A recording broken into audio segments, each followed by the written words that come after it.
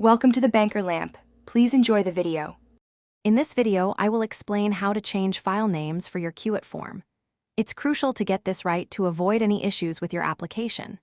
Many applicants face challenges with document uploads due to incorrect naming conventions.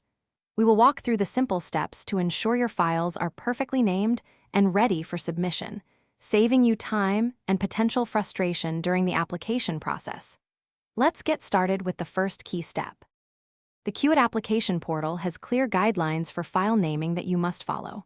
For instance, your file names should generally include your application number and the document type, like application number photograph. JPG. It's best to use only alphanumeric characters and underscores.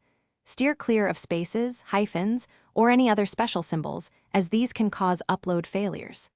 Keeping your file names concise, under 25 characters, is also a good practice. Now, let's go through the renaming process step by step. First, navigate to the folder where your Cuet document is saved on your computer. Once you've found the file, right-click on it. A context menu will appear. Select the Rename option. Then, carefully type in the new file name according to the Cuet guidelines, ensuring accuracy. After typing, simply press the Enter key to save the new name. This process takes only a few seconds per file. After renaming your files, it is essential to verify everything.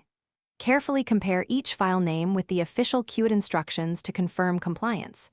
Also, make sure the file extension, such as PDF for documents or JPG for images, remains unchanged and correct. As a best practice, always keep a copy of your original, unrenamed files in a separate folder. This provides a safe backup until your Cuet application is fully confirmed and processed, giving you peace of mind. Thanks for watching. If this was helpful, leave a like and consider subscribing. See you next time.